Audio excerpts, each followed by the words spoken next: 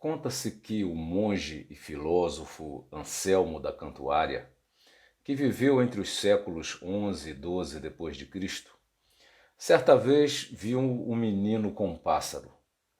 O garoto havia atado um barbante à perna do pássaro que tentava, mas não conseguia voar. Então, aquele filósofo resolveu agir. Cortou o barbante e libertou o pássaro. E daí ele disse: o pássaro voa, o menino chora, Deus está alegre. Faz lembrar aquela canção que diz: sabiá lá na gaiola fez um buraquinho, voou, voou, voou, voou. A menina que gostava tanto do bichinho chorou, chorou, chorou, chorou. Mas a seguir a linha de Anselmo poderia ser acrescentado: e Deus que ama a liberdade sorriu, sorriu, sorriu, sorriu. Dar a liberdade, dar a independência, a autonomia a quem se considera como sua posse, não costuma ser algo fácil. Não é fácil para ninguém, mas ainda mais para pessoas controladoras, que são ávidas por terem o domínio, por imporem a sua vontade. O outro livre soa como risco. A liberdade parece que deveria ser dada apenas aos que obedecem de modo irrestrito. Se a ave do menino ou a da menina ficassem pousadas em seus ombros ou em seus dedos sempre que eles quisessem, não precisariam ficar amarradas ou engaioladas, mas já que elas não eram tão submissas a tal ponto, acabaram presas. Deixar o outro ser outro é de fato um exercício de caráter muito desgastante. Quando, por exemplo, familiares veem os seus fazendo escolhas com as quais não concordam, não é fácil respeitar a liberdade. Essa dificuldade se dá em todos os níveis. Nesta semana comemoramos 200 anos da independência do Brasil. Quando falamos da independência, muitas vezes não atentamos para o fato de que houve conflitos, desde conflitos simples até conflitos de grandes proporções. E aqui eu peço licença aos que já sabem de cor essa história para relembrar um pouquinho dela. Em 1807, com medo das investidas de Napoleão Bonaparte, a família real portuguesa foge. Vem para o Brasil, a sua colônia. E nesse período, justo por causa da presença real, o Brasil experimenta grande autonomia. É um tempo especial como nunca havia vivido antes. Mas, poucos anos depois, quando a família real deixou o Brasil, pressionada por crises no próprio país, lá em Portugal, por conta de que uma importante parcela da sociedade portuguesa queria aproveitar a ausência da família real para instalar outro governo, ela vai embora daqui, mas quer retirar essa autonomia que havia dado. Ela quer retirar os privilégios que só haviam sido dados por causa da presença real. Sem o rei, sem os privilégios. O filho Pedro foi deixado como regente e deveria representar os interesses da coroa. Mas ninguém que tenha experimentado a liberdade se sente bem quando a perde. A liberdade nos constitui. O filho do rei, que à época tinha apenas cerca de 22 anos, viu o grande descontentamento da colônia e tomou partido ao lado da colônia, ao lado dos brasileiros. E por essa e por outras razões discutidas entre historiadores, ele declarou a independência do Brasil no dia 7 de setembro de 1822. Mas isso não foi aceito tão tranquilamente. Não é fácil para o colonizador aceitar a perda do controle sobre a colônia. Não foi fácil para os britânicos perderem a Índia e outras cerca de 40 colônias. Assim foi com holandeses, com franceses, japoneses e tantos outros. Aqui, no Brasil, as forças fiéis a Portugal tiveram de ser contidas. Na linguagem de alguns, tiveram de ser massacradas. De fato, a capacidade brasileira de lidar com a independência, a capacidade de mantê-la, foi testada de muitas maneiras. Além de resistência a forças externas, houve resistência dos próprios brasileiros ao governo centralizado de Dom Pedro I. O povo queria mais direitos, queria maior participação no governo. Já havia sentido o faro da liberdade republicana, aquela liberdade que já se instalava em algumas nações mundo afora. O hino da República diz: liberdade, liberdade, abre as asas sobre nós.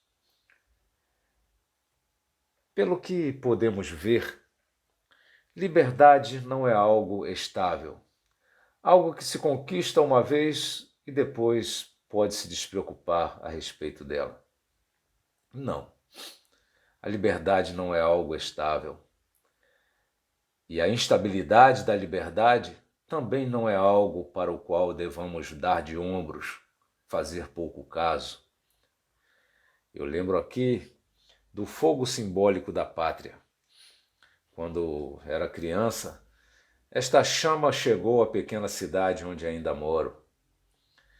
Ela chegava numa tocha trazida de mão em mão por atletas e cidadãos comuns, como a chama olímpica. E, ao chegar à cidade, acendia-se uma pira especialmente feita para este fim. Ali, lembro que nós, os alunos, lá do fundamental, revezávamos como turmas vigiando aquela chama para que ela não se apagasse. Dizia para nós que era nossa responsabilidade em nosso turno vigiar que nada ou ninguém apagasse aquele fogo. Na manhã seguinte, os jovens de nossa cidade tinham a sagrada incumbência de levar esta chama numa tocha até a cidade vizinha. Eu ficava impressionado. Era o fogo simbólico da pátria. Esse simbolismo, que foi criado em 1938 no sul do país, teve como objetivo lembrar que é preciso cuidar para que a chama dos valores que mantém viva uma nação não se apaguem. E de fato, não é difícil de apagar. Basta deixar de alimentar essa chama. Em todo o mundo, nações temem por suas chamas. E as que mais temem são aquelas que já experimentaram seu quase apagar. Daqueles povos quase apagados, aqueles que fizeram a diferença foram os que se mantiveram ardendo mesmo diante de tudo que tendia a lhe arrefecer o calor. Aquelas pessoas comprometidas com a liberdade, liberdade que é ingrediente essencial a essa chama, porque onde as pessoas agem coagidas pela força, já não agem por convicção, não agem livremente. Talvez esse tema fique mais claro quando olhamos para o que se chamou de tragédia grega. A tragédia grega foi um estilo de representar, de narrar aquele drama de se ser livre contra tudo e contra todos. A tragédia realça o combate moral contra as forças que tentam neutralizar, submeter o espírito livre, essência humana. A tragédia grega foi um estilo de representação principalmente teatral, que procurava mostrar, entre outras coisas, a futilidade do esforço humano contra o destino traçado ou previsto pelos deuses, mas ao mesmo tempo queria mostrar o heroísmo, a grandeza de escolher enfrentar os obstáculos impostos pelos deuses. Um exemplo clássico, é a famosa peça Prometeu Acorrentado, escrita por Ésquilo. Ésquilo foi um dramaturgo grego que viveu entre os anos 525 e 456 a.C. Ele foi o criador do estilo tragédia. O interessante dessa história mitológica que é representada aí é que ela procura retratar uma grande questão na base da formação da humanidade. Segundo essa peça teatral, o que se passa em resumo é que Prometeu, uma espécie de divindade titã, rebelou-se contra os deuses que haviam conspirado contra a humanidade.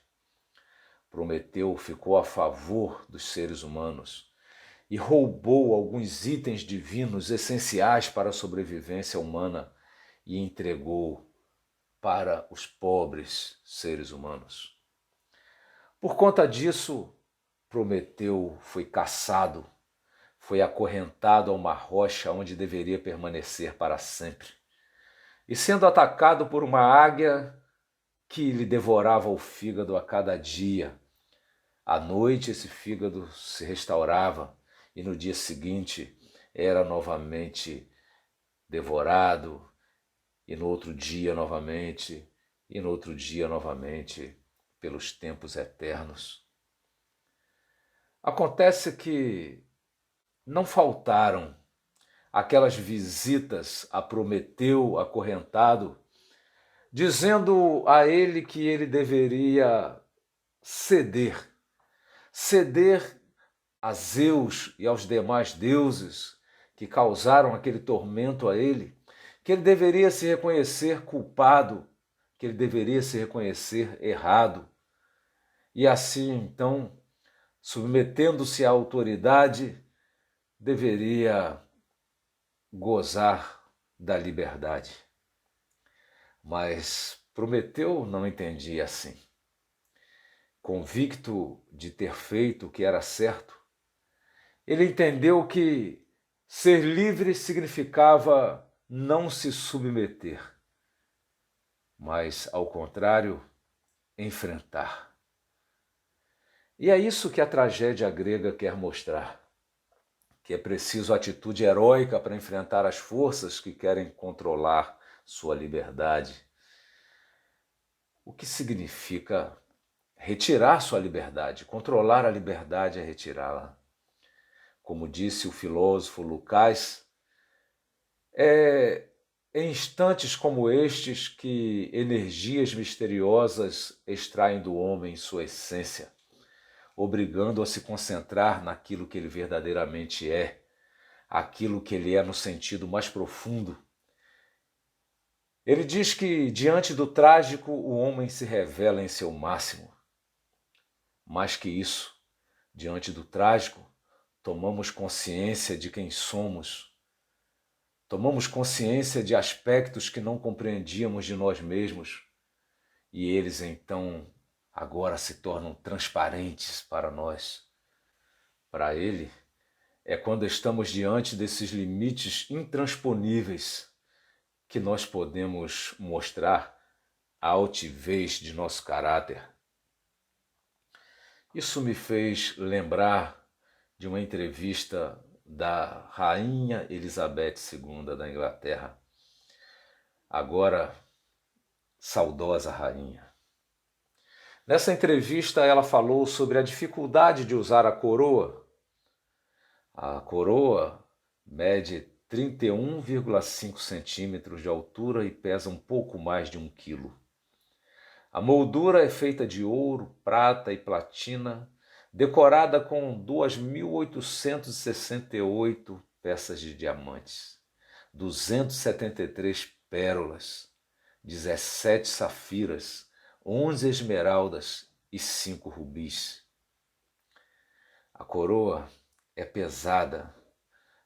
Era pesada para ela, uma senhora já sem tanta força quando deu a entrevista.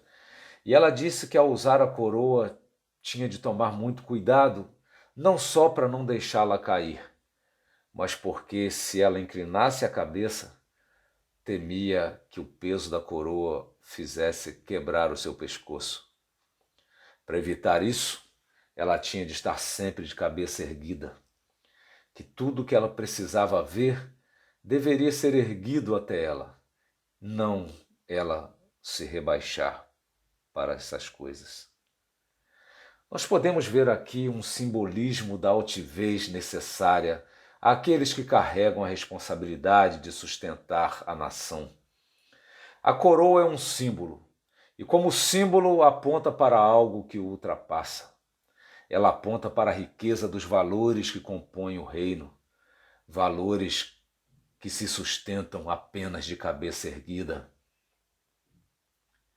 É daí, diante dessa metáfora, que se cria a ideia da tragédia, enfrentar de cabeça erguida os limites impostos, os desafios para manter aquilo que é a grandiosidade do ser humano, a sua liberdade. Um outro aspecto interessante dessa tragédia de Ésquilo, o Prometeu acorrentado, é o próprio nome do personagem principal, Prometeu. Essa palavra significa aquele que pensa antes de agir. E na peça o que se enfatiza é que esse foi o maior legado que ele deu à humanidade. A razão roubada por ele dos deuses e dada ao ser humano para que pudesse pensar antes de agir. Mas é importante lembrar que o pensar antes de agir não significa que poderá fugir de todas as consequências, de fugir de todos os infortúnios, mas apenas que poderá escolher antes de entrar por qualquer caminho. Devemos lembrar que Prometeu escolheu antes de agir, pensou, decidiu livremente, racionalmente, embora soubesse a dor que lhe esperava por isso. Devemos lembrar que a liberdade não é algo fácil de se manter. A liberdade não é algo estável, tranquilo, sereno. Eu conto essa história, essa tragédia, para frisar que desde muito tempo a humanidade defendeu a responsabilidade do ser humano. Uma vez que o ser humano tem uma razão, o que só é possível por ela carregar em si a liberdade. Kant, em sua obra A Crítica da Razão Prática, ele observou que aquilo que não é dependente de outra coisa para existir não pode ser previsto. Só pode ser previsto o que é uma consequência. Algo que existe por si só não se insinua de outra forma. Pode-se, por exemplo, prever uma chuva, porque ela depende de outras condições. E a presença dessas condições dá a pista para se saber que acontecerá a chuva. Mas se a chuva não dependesse de nenhuma outra condição, ela não poderia ser prevista. Assim, a condição para se constatar a existência de algo que não está sujeito a uma causa está em buscá-la num movimento de trás para frente. Já que, sendo ela própria a pré-condição de outra coisa, mas ela própria não é condicionada por outra coisa, é por aquilo que esse incondicionado causa que ele é descoberto. Ele se denuncia por aquilo que ele faz, porque não pode ser denunciado por aquilo que o faz, porque não há aquilo que o faz. Para Kant, podemos dizer que a razão reconhece a liberdade por ser ela a pré-condição para a própria razão existir. Sem liberdade, isso que pensamos ser razão não é razão alguma, apenas uma simulação, uma aparência de razão. Se não podemos pensar com autonomia, na verdade, nós não pensamos. Tudo que se passa em nossa mente estaria condicionado. Se não há liberdade, nossas escolhas não são nossas de verdade. E por isso, tudo que se tem dito, tudo que se tem apresentado sobre ética ou moral, sobre responsabilidade, coisas do tipo, não fazem qualquer sentido.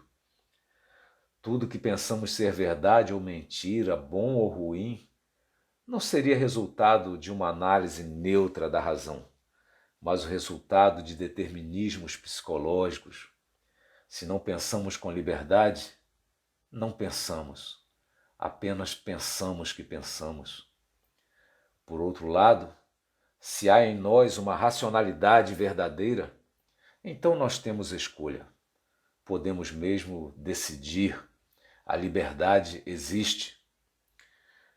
E daí perguntamos: somos responsáveis pelas escolhas, pelas decisões? Vou perguntar de um outro modo: você se sente livre? Ou acaso você se percebe como alguém condicionado por outros fatores alheios ao seu controle? Durante muito tempo, o ser humano não questionou a liberdade da sua razão. Embora pudesse questionar a liberdade a respeito de seu destino, como vimos na tragédia. Mas ultimamente, mais e mais as pessoas têm culpado outros por seus problemas. Muitos preferem negar a liberdade para que com isso possam negar a responsabilidade. A responsabilidade recairá sobre as circunstâncias, sobre outras instâncias, nunca sobre si. A culpa será do pai, do filho, da mãe, do vizinho, do governante. A culpa será da nação vizinha, a culpa será dos poderosos. A culpa nunca recairá sobre si. O problema é que negar a liberdade envolve até mesmo o direito de negar a liberdade, porque todo o seu parecer não será seu. Então, quem negaria a liberdade não seria quem pensaria que está negando a liberdade, mas estaria apenas condicionado por certo determinismo de algum tipo a chegar a essa conclusão. Pessoas assim são como massas de manobra ou alienadas por outros motivos. Mas cada vez mais pessoas abdicam de sua responsabilidade porque não querem aceitar a sua parcela de responsabilidade. Isso nos diversos campos, desde o campo religioso, social, empresarial, cívico, qualquer um que seja. Negar a liberdade é negar qualquer mérito, positivo ou negativo.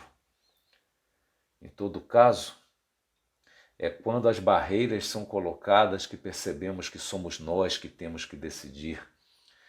Enquanto estamos na tranquilidade da rotina, até esquecemos o que é pensar, raciocinar, exercer a liberdade. Vez ou outra, a vida nos coloca prensada diante de uma crise que nos obriga a decidir. Liberdade é algo pelo qual se deveria lutar. Lutar como se luta pela vida. E a esse respeito, vale lembrar aqui a famosa frase expressa por D. Pedro, independência ou morte. O hino da independência diz: ou ficar a pátria livre, ou morrer pelo Brasil. Ou se tem a liberdade, ou se está morto. Quanto mais liberdade, mais vida. Quanto menos, mais morte. A morte é o fim de toda a liberdade, de qualquer possibilidade, de toda oportunidade. A vida é abertura de oportunidade. A vida é o poder algo. A vida é liberdade. Quanto mais se pode, mais ampla é a vida. Liberdade, então, é algo que sempre clama por atualização, por aprimoramento, por adequação. Ao experimentar a liberdade, ainda que parcial, devemos agarrá-la e dela devemos querer mais. Ao mesmo tempo, sempre haverá forças que quererão controlar, mas é preciso arrombar a gaiola, cortar o barbante. Aí, enquanto o pássaro voa, os carrascos choram e Deus se alegra.